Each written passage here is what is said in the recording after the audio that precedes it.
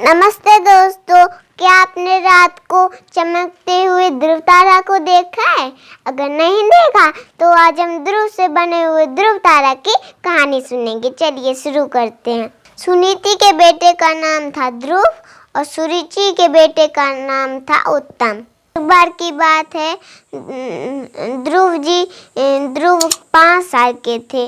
वो खेलते खेलते सुरुचि के महल में आ पहुँचे तो उन्होंने देखा कि वो राजा अपने पुत्र के साथ गोदी में बिठाया और उसका आनंद ले रहे। तो उससे भी मन करा कि हम भी अपने पिता के गोद में बैठे। तो वो दौड़ते दौड़ते उनके गोद में बैठ गए। तो जब ये देखा सुरुचि ने तो उसे गुस्सा आया। उसने खींचकर ध्रुव को नीचे खड़ा कर दिया। तो कहा, तुम्हारा हमारे राजा पर बैठने का कोई अधिकार नहीं। भगवान से प्रार्थना करो कि अगले जन्म में तो हमारी कोख से जन्म लो, तब तुम्हारा अधिकार होगा हमारे राजा के गोद में बैठने का। तो वो रोते रोते अपनी माँ सुनीति के पास गए, उनसे सारी बात बताई।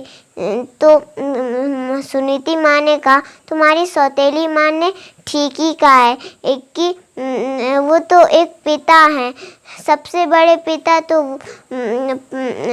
विष्णु भगवान होते हैं, वो तो सबके पिता होते हैं। तो कहा कि तुम उनकी तपस्या करो, तुम तपस्या करने से वो तुमसे खुश हो जाएंगे। एक रात ध्रुव अपनी माँ को बिना बताए जंगल की ओर चुपचाप चलने लगे।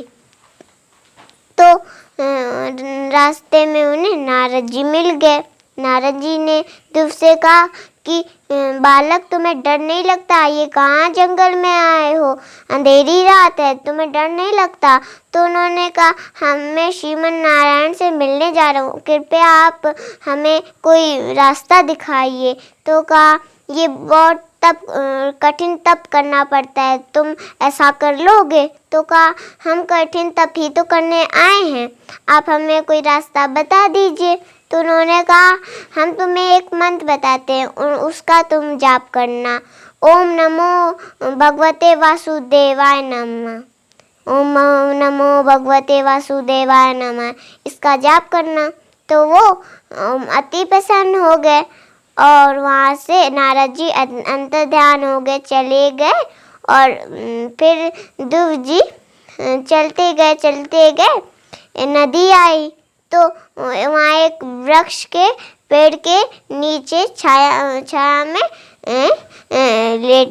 बैठ गए और वासुदेवाय नमः जप करने लगे। करते करते केवल उन्होंने 1 महीना तक फल खाए और दूसरे महीने में केवल पत्ते खाए। फिर तीसरे महीने में केवल उन्होंने पानी पिया और फिर चौथे महीने में केवल उन्होंने हवा खाई। ऐसे ही बहुत दिन बीत गए। तब करते करते फिर आगे वो कमज़ोर हो गए, उनकी सांसें रुक गई। तो सारा ब्रह्मांड हिलने लगा।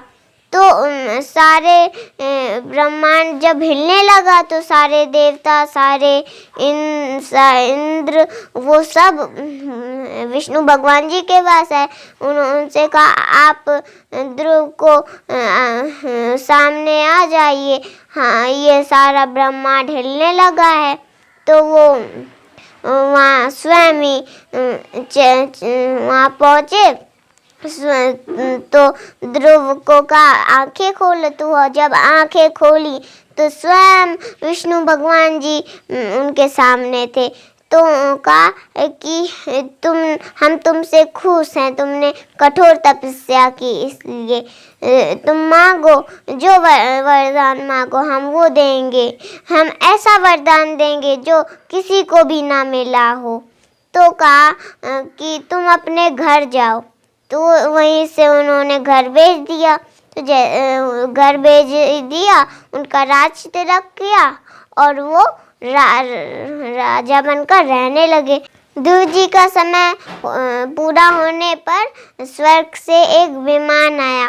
ये आजकल वाला विमान नहीं था, ये आजकल वाला हवाई जहाज नहीं था, ये आजकल वाला हेलीकॉप्टर नहीं था जो पेट्रोल से चलता। भाइयों बहनों, पेट्रोल के तो दाम आसमान छू रहे हैं। कल मैंने भी डलवाई थी, बहुत महंगी थी। दिव्य विमान था, वो पेट्रोल से नहीं चलता था, वो मन की गति से चलता था। तो उसी में बैठकर ध्रुव जी स्वर्ग चले और आसमान में चमकने लगे, और जो हमें आजकल रात को ध्रुव तारा देखते हैं। तो विष्णु भगवान जी का वो वरदान आज सत्य हो गया। अगर मेरा वीडियो पसंद आए तो प्लीज इसे लाइक करिए और मेरे चैनल को सब्सक्राइब करिए। बाय बाय दोस्तों। ओम नमो भगवते वासुदेवाय नमः।